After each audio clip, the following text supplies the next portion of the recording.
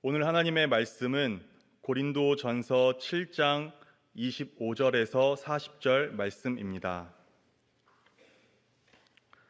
고린도전서 7장 25절에서 40절까지의 말씀입니다. 하나님의 말씀입니다.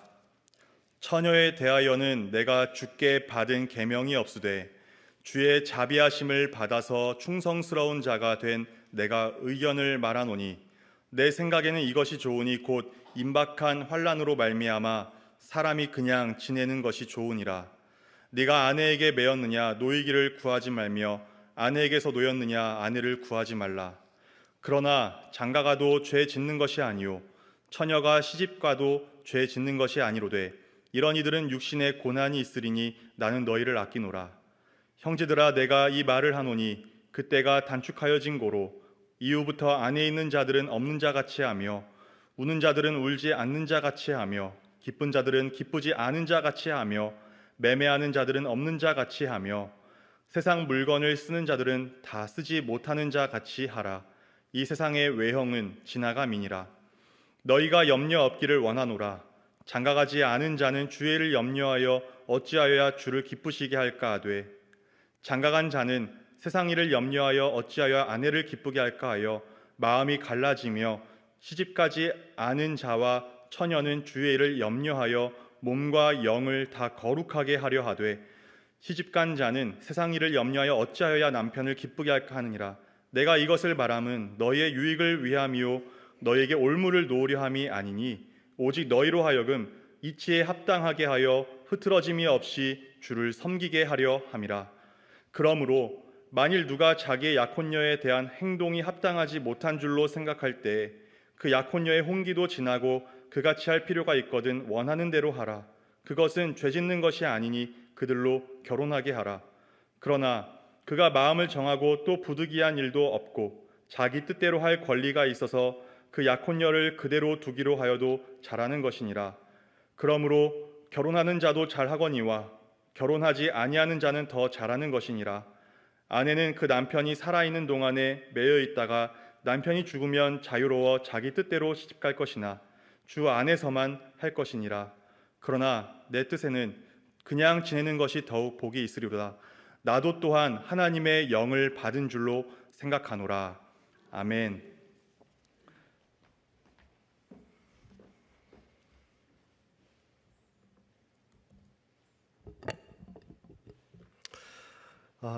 여러분들 반갑습니다. 연휴 잘 보내셨죠? 잘 못 보내셨나 보네요. 다시 한번 여쭤보겠습니다. 연휴 잘 보내셨죠?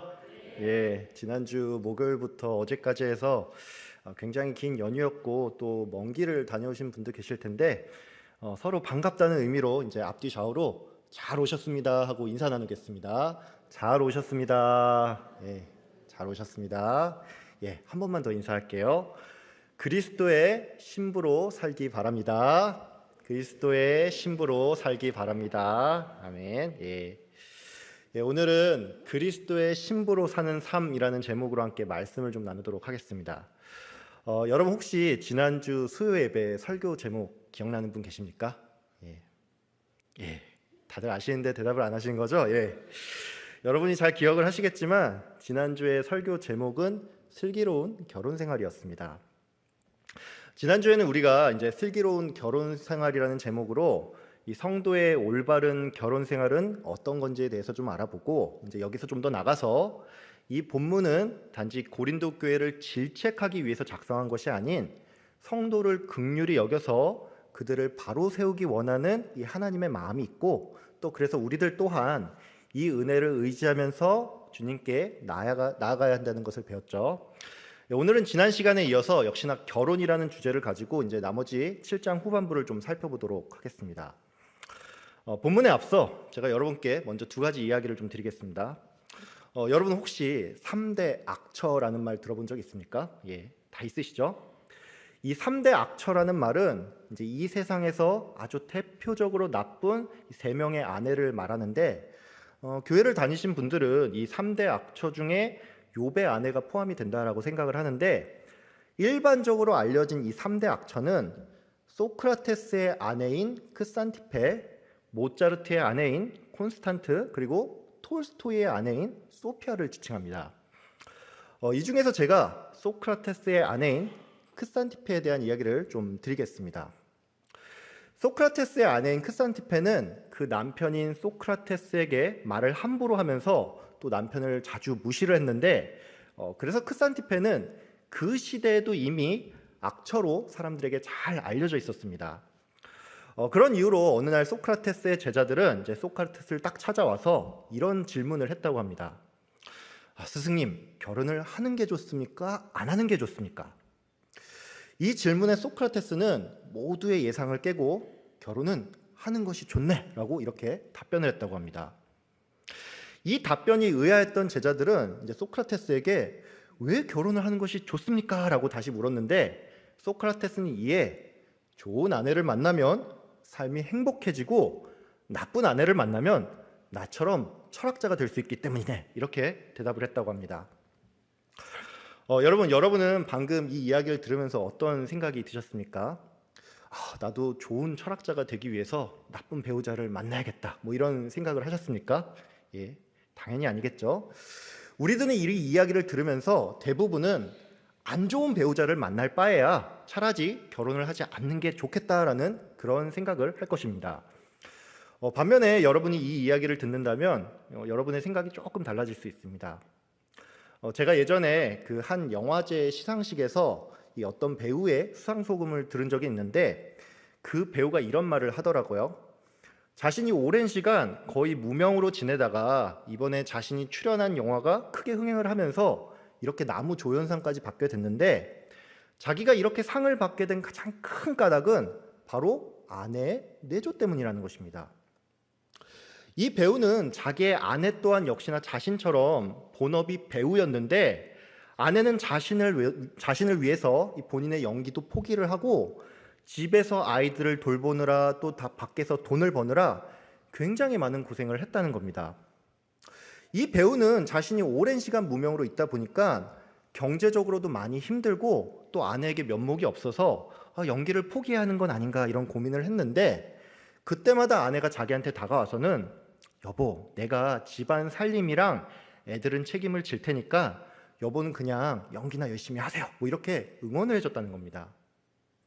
이 배우는 이렇게 자신이 힘들고 포기하고 싶을 때마다 아내를 통해서 힘을 얻었고, 그래서 연기자 생활을 지속해 올 수 있었다면서 내가 이렇게 큰 상을 받게 된 것은 모두 나의 아내 때문이니 이 상을 아내에게 바친다라고 수상소감을 전했습니다. 여러분, 앞서 두 가지 이야기를 제가 여러분께 드렸는데, 여러분은 이 얘기를 들으니까 어떤 생각이 드십니까? 결혼을 하는 것이 좋다고 생각을 합니까? 아니면 하지 않는 게 좋다고 생각을 하십니까? 아마도 여기 계신 대부분의 성도님들은 결혼에 대해서 그래도 어느 정도는 긍정적인 생각을 가질 겁니다. 다만 내가 어떤 배우자를 만나냐에 따라서 결혼 생활이 좋을 수도 있고 또 힘들 수도 있다라는 그런 생각을 하겠죠.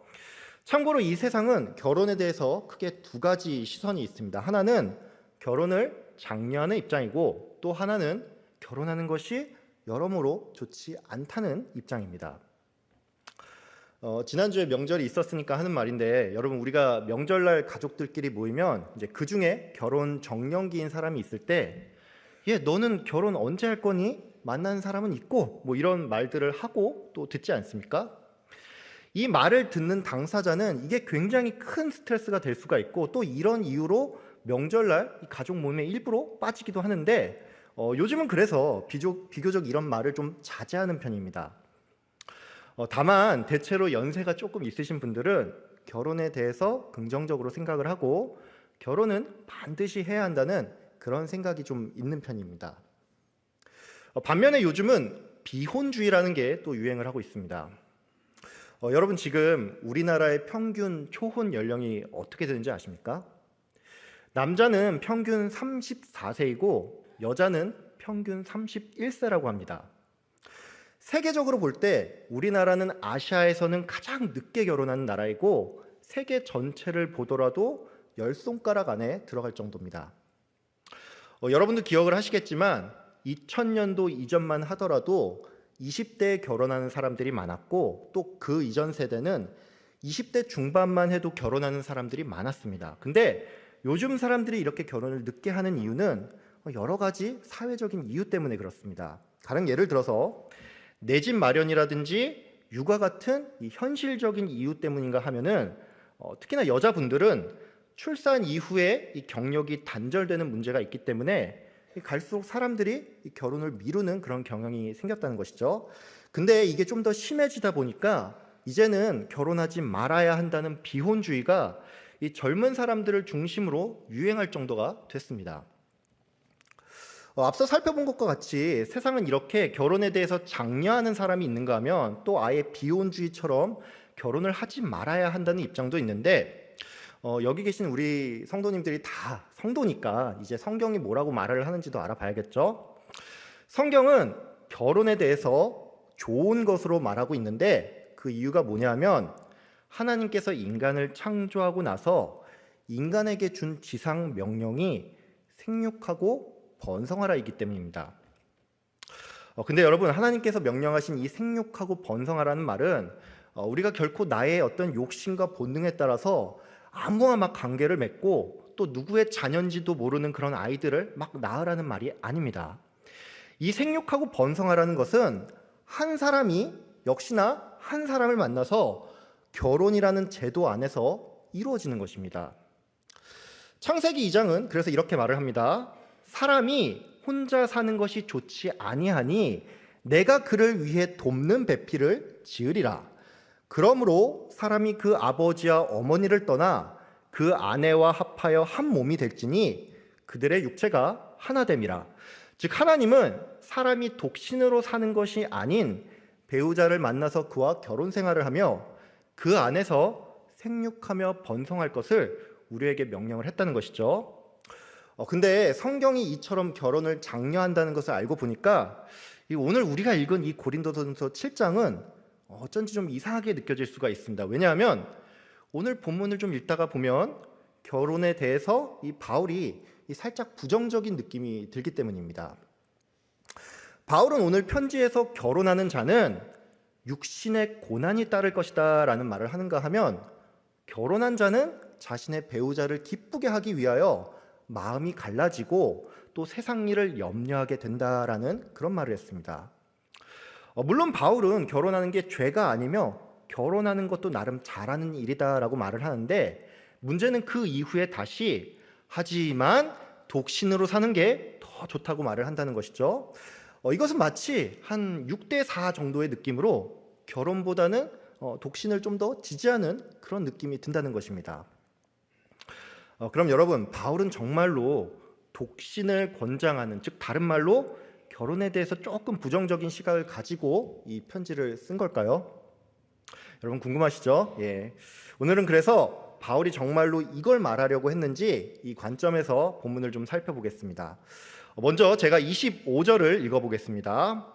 처녀에 대하여는 내가 주께 받은 계명이 없으되 주의 자비하심을 받아서 충성스러운 자가 된 내가 의견을 말하노니. 지난 시간에도 말씀을 드렸지만 고린도 전서는 7장부터 이 고린도 교회의 질문에 대한 바울의 답변으로 구성이 되어 있습니다. 지난주에 살펴본 7장의 전반부는 결혼과 관련한 일반적인 질문에 대한 답변이라면 오늘 25절은 여기서 조금 더 세분화해서 처녀의 결혼과 과부의 재혼에 대한 세부 질문이라고 할 수가 있습니다. 오늘 이 25절을 보면 사도 바울이 처녀에 대해서 주께 받은 계명이 없다라는 말이 나오는데 어떤 사람들은 이 본문을 보면서 오늘 25절 이후에 나오는 모든 말들이 그냥 사도 바울 개인의 의견이다라고 주장을 하는데 여러분 참고로 이런 주장은 맞지 않는 주장입니다. 여러분, 주께 받은 계명이 없다라는 말은 예수님께서 처녀의 결혼에 대해서 직접적인 언급을 하지 않았고 단지 명문화된 계명이 없다는 것뿐이지 사도 바울의 답변이 그냥 개인의 사변이라는 말이 아닙니다. 이 문구와 관련해서 특별히 자유주의 계통의 신학자들은 성경이 전체가 다 영감이 된 것이 아닌 부분적으로 영감이 됐으며 일부는 그냥 사람의 말일 뿐이다라고 주장을 하는데 여러분 이런 주장은 전적으로 틀린 말입니다. 바울은 자신의 이 말이 주의 자비하심을 받아서 충성스러운 자가 된 내가 의견을 말한다라고 했습니다. 또한 이후 40절에는 보면은 나도 또한 하나님의 영을 받은 줄로 생각하노라라는 말이 나오는데, 그러니까 이 말은 바울이 그냥 개인적인 생각을 편지로 남겼다는 게 아니라 사도로서 성령의 감동에 따라 편지를 썼다는 것입니다. 그렇기 때문에 우리는 오늘의 이 권면을 성령님께서 우리에게 주시는 그 권면으로 생각해야 한다는 것입니다. 바울은 자신의 말이 성령의 감동으로 전하는 것임을 먼저 확실히 한 뒤에 26절에서 임박한 환난으로 말미암아 사람이 그냥 지내는 것이 좋다라고 그렇게 말을 했습니다. 많은 분들은 이 26절을 보면서 그냥 지내는 것이 좋다라는 이 말을 독신을 지지하는 말로 우리가 생각을 할 수가 있는데, 사실 이 그냥 지내는 것이 좋다는 말은 원문에 더 충실하게 번역을 하면 사람이 현재의 상태 그대로 사는 게 좋다입니다. 즉 이 말은 바울이 독신을 권장한 게 아니라 내가 기혼이면 기혼인 채로 있고 미혼이면 미혼인 채로 있는 게 좋다는 말이죠.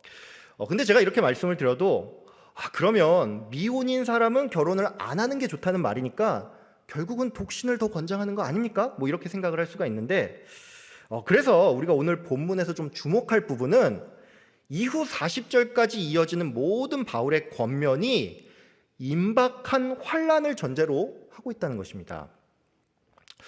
여러분, 그러면 이 임박한 환난은 무엇일까요? 이 임박한 환난은 이제 헬라어로 하면 에네스토산 아난켄인데, 이것은 현재의 고난으로도 번역을 할 수가 있고 또 다가올 고난으로도 번역을 할 수가 있습니다. 그래서 이 임박한 환난은 지금 당장 고린도 교인이 겪고 있는 고난이라고 볼 수 있는 동시에 예수님의 재림을 앞두고 성도가 당하게 될 이 말세의 환난으로도 볼 수가 있습니다. 여러분도 잘 아시는 것처럼 초대교회 성도들은 예수님의 재림이 자신들이 살아있을 때 임할 거라고 생각을 했습니다. 그래서 초대교회 성도들은 지금 자신들이 받고 있는 고난도 언젠가는 끝이 날 거라는 그런 희망이 있었습니다. 초대교회 성도들은 자신의 신앙을 지키는 게 쉽지 않았습니다. 유대교에서 개종한 사람들은 유대인들로부터 핍박을 받았고, 이방 종교에서 개종한 사람들은 이방인들로부터 위협을 당했다는 것이죠. 또한 여러분이 잘 아는 것처럼 고린도 전서가 작성된 이후에 대략 10년 안에 이 로마에 의한 대대적인 기독교 박해가 일어났습니다. 그래서 이 임박한 환난이라는 것은 적어도 그 시대의 성도들이 느끼는 바로는 예수님의 재림을 앞두고 일어나는 말세의 환난이었다는 것입니다. 근데 이런 이유 때문에 어떤 사람들은 사도 바울의 이러한 권면을 좀 비웃습니다. 왜 비웃냐 하면 결국에는 2000년이 넘는 시간 동안 예수님이 오지 않았기 때문입니다. 그래서 이 사람들은 거봐, 성경은 전체가 영감이 된 게 아니고 바울은 그냥 자기 생각을 여기 적은 것 뿐이니까 이 본문은 지금 시대와는 맞지 않아, 이렇게 주장을 하는데, 여러분 누누이 말씀드리지만 이런 주장은 잘못된 주장입니다. 우리는 보통 임박한 환난이라고 하면 말세를 떠올리고, 이 말세는 요한계시록이나 이 다니엘서에서 묘사를 하는 이 어떤 특정한 시기라고 우리가 생각하는 경향이 있는데, 여러분 정확히 말해서 이 말세라는 것은 예수님의 승천 이후 재림 전까지의 모든 시간을 의미합니다. 그렇기 때문에 이 임박한 환난을 우리는 단지 역사적인 시각이 아닌 영적인 시각으로 봐야 한다는 것입니다. 여러분, 우리는 지금 충분히 말세와 같은 시대를 살고 있습니다. 세계적인 관점으로 보면 세계 곳곳에 기근과 지진과 전쟁이 끊이지 않고 경제적인 대공황이나 코로나 같은 전염병의 창궐처럼 이 말세의 징조는 늘 있어 왔고 지금도 있습니다. 무엇보다 우리가 기억할 것은 하나님의 시간은 우리의 개념과는 다르다는 것입니다. 우리는 길어야 100년이 안 되는 짧은 시간을 이 땅에서 살다가 가지만 하나님께는 하루가 1000년 같고 1000년이 하루와 같죠. 그렇기 때문에 임박한 환란을 전제로 작성된 이 편지는 분명히 시대적인 특성도 있지만 그 핵심 메시지는 오늘날에도 여전히 유효하다는 것입니다. 바울은 27절과 28절에서 임박한 환란을 대비하여 이미 결혼한 자는 이혼하지 말고 또 이혼을 해서 독신이 된 자는 굳이 또 결혼을 할 필요가 없다라고 말을 했습니다. 바울은 장가를 가는 것도 시집을 가는 것도 죄는 아니지만 결혼한 사람들에게는 육신의 고난이 따를 거라는 그런 말을 했습니다. 여기 계신 많은 성도님들은 이 28절의 후반부를 보면서 나도 모르게 고개를 좀 끄덕일 수가 있습니다. 저 또한 이제 오늘 말씀을 준비하기 위해서 제가 항상 읽던 성경책을 폈는데 예전에 이 구절을 읽으면서 무슨 생각이 들었던지 제가 이 구절에 밑줄을 쳐놓고 심지어 동그라미까지 그렸더라고요. 여러분 오해는 하지 마십시오. 저는 화목하게 잘 살고 있습니다. 근데 여러분, 우리가 가정생활이 화목하다 아니다 이것과는 별개로 여러분도 공감을 하시겠지만 결혼 생활은 그 자체로 분명히 어려운 게 있습니다. 혹시 여러분 이런 말 들어본 적 있습니까? 인생의 무게가 나 혼자 살 때는 대략 1 정도 된다면 결혼을 하고 나면 그 무게가 5가 되고 자녀가 생기면 10이 되며 대출을 받을 때 20이 된다. 여러분 이런 말 들어본 적 있습니까? 저는 제가 이 모든 걸 겪어보니까 이게 정말로 맞는 말이구나라는 그런 생각이 들었습니다. 이 중에 어떤 분들은 특별히 나의 배우자나 나의 자녀가 내 인생에 풀리지 않는 숙제와 같이 느껴지는 분도 계실 텐데 그래서 많은 분들은 결혼한 사람에게는 육신의 고난이 따를 것이다 라는 이 바울의 말에 굉장히 큰 공감을 하실 겁니다. 근데 여러분, 이 바울의 말은 단지 결혼 생활이 좀 어렵다는 것을 알려주기 위해서 쓴 말이 아닙니다. 앞서 말씀을 드렸지만 바울은 임박한 환란을 전제로 이 편지를 썼습니다. 그렇기 때문에 바울의 이 권면은 비유를 하자면 우리가 전쟁통에 내가 홀몸이면 피신이 훨씬 더 수월한 것처럼 임박한 환란 가운데 있는 사람이 내가 챙겨야 할 가정까지 있다면 이게 훨씬 더 힘이 든다는 의미로 바울이 이 말을 했다는 것입니다. 바울은 이후에 임박한 환란을 전제로 이 세상이 곧 지나갈 것이니 안에 있는 자들은 없는 자처럼 살고 우는 자들은 울지 말며 기쁜 자들은 기뻐하지 말고 물건을 산 자는 그것을 가지고 있지 않은 것처럼 살기를 권했습니다. 바울은 성도가 삶을 포기하라는 의미로 이런 말을 한 게 아니라 성도가 예수님의 재림을 기다리는 입장에서 이 세상에 너무 얽매여서 살지를 않기는 바라는 마음에서 이 말을 했습니다. 바울은 이어서 결혼한 사람은 자기의 배우자를 기쁘게 하는 데 관심이 많고 그래서 세상 일에 여러 가지 염려가 생길 수밖에 없지만 결혼하지 않은 사람은 주를 기쁘시게 하는 데 관심이 많고 염려를 해도 주의 일을 가지고 염려할 수 있다라고 말을 했습니다. 바울은 비록 자신이 이렇게 말은 했지만 이것은 너희들을 올무에 걸려서 넘어지게 하려는 것이 아닌 각자의 상황에 따라서 이치에 맞게 살며 흔들림 없이 주를 섬기게 하기 위함이라고 말을 했습니다. 바울은 이런 대원칙 아래 처녀 딸을 둔 부모와 과부에게도 권면을 하는데 역시나 결혼을 하는 것이 잘못이 아니고 또 잘하는 일이라고 하면서도 지금 임박한 환란을 고려할 때 결혼하지 않는 것이 더 나은 선택이라고 말을 했습니다. 방금 전까지 이제 오늘 본문 전체를 살펴봤는데 많은 분들은 바울의 이 권면을 보면서 전쟁통에도 결혼할 사람은 다 하던데 사도 바울은 아무리 봐도 독신을 조금 더 지지하는 것 같다 뭐 이렇게 생각을 할 수가 있습니다. 근데 여러분, 바울은 절대 독신을 지지하는 사람이 아닙니다.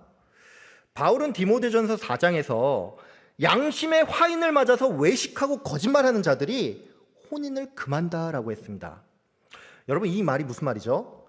혼인을 금하는 자들은 거짓말하고 외식하는 자요 양심의 화인을 맞은 자라는 것이죠. 즉 이 말은 바울이 절대로 독신을 지지하는 사람이 아니라는 것입니다. 여러분, 그러면 왜 우리는 이 본문을 읽으면서 바울이 독신을 지지하는 것처럼 느낄까요?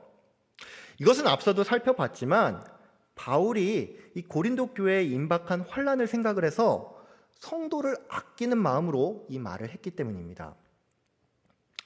근데 제가 이렇게 말씀을 드리면 그러면 이 오늘 바울의 이 권면은 특수한 상황을 전제로 하는 거니까 지금 이 시대에는 적용하기에 좀 무리가 있겠네요. 뭐 이렇게 반문을 할 수가 있는데 여러분, 이 본문은 단지 결혼에 대한 사도 바울의 관점을 보여주는 것이 이 본문의 핵심이 아닙니다. 여러분, 만약 정말로 이 본문이 단지 결혼을 하는 게 좋은 건지 아닌 건지 이에 대한 설명이 다고 이게 오늘 본문의 포인트라면 우리는 이 본문을 통해서 사실 별다른 교훈을 얻을 수가 없습니다. 여러분, 오늘 이 본문은 우리가 결혼을 하는 게 좋은가 나쁜가 이것을 가르치는 본문이 아닙니다. 우리는 오늘 이 본문을 통해서 고린도전서 전체에 걸쳐서 나타나는 이 바울의 공통적인 관심사와 성도를 향한 요청을 발견을 해야 하는데, 이 요청은 무엇이냐면 바로 성도가 성도답게, 즉 하나님의 영광을 위해서 살아야 한다는 것입니다. 여러분, 그런 의미에서 말씀을 드렸는데, 여러분이 결혼을 했든지 안 했든지 내가 그리스도의 신부라는 사실을 늘 기억하면서 살길 바랍니다. 여러분, 오늘 본문 35절에 보면은 바울이 전하고자 하는 핵심이 무엇인지 아주 명확하게 나옵니다. 바울은 35절에서 내가 이것을 말함은 너희의 유익을 위함이요 너희에게 올무를 놓으려 함이 아니니 오직 너희로 하여금 이치에 합당하게 하여 흐트러짐 없이 주를 섬기게 하려 합니다. 여러분, 바울은 자신의 권면으로 성도들이 시험에 들지 않길 바랬습니다. 바울은 임박한 환난의 상황에서 성도의 유익을 생각해서 이 편지를 썼고 그마저도 이치에 합당하게 하라고 했는데, 이 말은 사람마다 상황과 형편이 다 다르니까 결혼하는 것이 유익인 자는 결혼을 하고 결혼하지 않는 게 유익이면 그렇게 하라는 것입니다. 즉 바울의 관심사는 네가 결혼을 하냐 안 하냐 이게 아니라 우리가 어느 형편에 있든지 흐트러짐 없이 주를 섬기는 이것이 가장 중요하다는 것입니다. 여러분 지금 무엇에 초점을 맞추면서 살고 있습니까? 혹시 여러분은 나의 배우자를 기쁘게 하는 일에 나의 마음이 팔려 있지 않습니까? 여러분, 근데 이 말이 조금 와닿지 않을 수 있으니까 제가 말을 조금 바꿔서 질문을 하겠습니다. 여러분들 중에 혹시 내 배우자의 눈치를 항상 살피면서 사는 분들 없습니까? 혹시 찔린 분들 안 계시죠? 어떤 분들은 저의 이 질문 앞에 아유, 강도사님, 저는 제 배우자 눈치 보면서 살지 않아요. 뭐 이렇게 당당하게 대답하는 분도 분명히 계실 겁니다. 제가 이런 분들이 계실까봐 이제 질문을 좀 달리하겠습니다. 여러분은 나의 자녀를 기쁘게 하는 일에 혹시 그 마음이 팔려 있지 않습니까? 여기 계신 대부분의 성도님들이 자녀가 있고 또 손주까지 본 성도님들 많으시죠? 많은 성도님들은 나의 자녀를 매우 사랑합니다.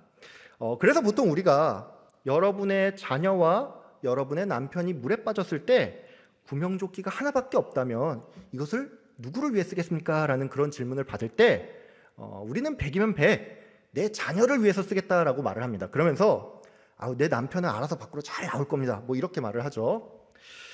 신혼 가정을 제외하고는 내 아내나 남편을 위해서 나의 목숨을 바칠 수 있다. 뭐 이렇게 말을 하는 사람이 별로 없는데, 내 자녀를 위해서는 내 목숨이 아깝지 않다라고 말하는 사람이 많습니다. 여러분, 그렇습니다. 우리는 내가 형편만 된다면 늘 자녀에게 무언가 도움을 주며 기쁨이 되기를 원하고, 내가 만약에 형편이 어렵더라도 자녀에게 짐이 되거나 또는 손을 벌리는 일을 죽기보다 싫어합니다. 이게 부모의 마음이죠. 물론 우리가 이렇게 자녀를 사랑하는 것은 어떻게 보면 당연한 일인데, 문제는 이게 지나쳐서 때로는 우리가 나도 모르는 사이에 나의 자녀를 하나님보다 우선으로 두는 경우가 있다는 것입니다. 이와 관련해서 제 이야기를 하나 좀 드리겠습니다. 제가 청년 시절에 이제 군대를 다녀오고 나서 그때 제가 청년부 소속으로 이 고등부 교사를 맡았습니다. 저는 제가 이제 고등부 교사가 됐을 때 그때 나이가 25밖에 안 됐거든요. 그래서 고3반을 맡기에는 좀 부담이 돼서 고등학교 1학년 반을 맡았습니다. 여러분도 잘 아시겠지만 주일학교는 1월부터 새로운 학기가 시작이 되잖아요. 그래서 제가 주일학교 이제 학기가 처음 시작이 됐을 때 저희 반에 이 5명의 아이들을 배정을 받아서 학기를 시작했는데, 문제는 3월이 되면서 이제 학교가 개학을 하니까 갑자기 5명의 아이들 중에 이 3명의 아이들이 예배를 참석하지 않는 것이었습니다. 저는 그래서 이 친구들이 이제 한두 주면 모를까 계속해서 안 나오니까 이제 주일날 전화를 했는데, 이 친구들이 뭐 요즘 말로 하면 이제 중2병을 벗어난 지 얼마 안 돼서인지 모르겠는데 전화를 해도 도무지 받지를 않고 이 문자를 보내도 답을 안 하는 겁니다. 그래서 제가 답답한 마음에 이제 교육자분에게 물어서 그 집 부모님들의 연락처를 알아내서 딱 전화를 드렸거든요. 근데 그 부모님 중에 한 분이 저한테 이런 말을 하는 겁니다. 선생님, 앞으로는 주일날 애들한테 전화하지 마세요. 얘네들 다 친구인데 지금 학원에 있어서 전화 받지 못할 겁니다 라고 이렇게 대답을 하더라고요. 저는 이 말을 듣고 나서 좀 놀라서 주일인데도 학원을 한다고요? 이렇게 되물었는데 그 어머님이 요즘은 주일에도 학원을 다 연다는 것입니다. 저는 그때 제가 청년이기도 하고 좀 어렸던 탓에 단도직입적으로 어머님, 근데 주일날은 교회 나와야죠. 이 학원에 보내는 건 좀 아니지 않습니까? 이렇게 직설적으로 질문을 했습니다. 제가 시간이 지나고 보니까 이렇게 말을 하는 것은 조금 제 잘못이라고 생각을 하는데, 여러분 솔직히 저의 이 말이 절대로 틀린 말은 아니잖아요, 그렇죠? 근데 이 어머님이 저한테 이렇게 대답을 하더라고요. 선생님, 물론 주일날 교회 가서 예배드린 거 중요하죠. 근데 고등학생이잖아요. 얘들 이제 중학생 아니고 대학 입시생이에요. 선생님, 주일날 예배드리고 돌아오면 몇 시간 금방 지나고 애들 피곤하다고 하루 종일 공부도 하고 나하고 잠만 자요. 대학교 가면은 그때 우리 애들 다 청년부 잘 나갈 거니까 걱정하지 마시고 앞으로는 연락 안 하셔도 됩니다. 이렇게 대답을 하는 거였습니다. 여러분, 제가 방금 전에 드린 이 이야기가 최근의 이야기 같죠? 여러분, 근데 이게 벌써 20년 전 이야기입니다.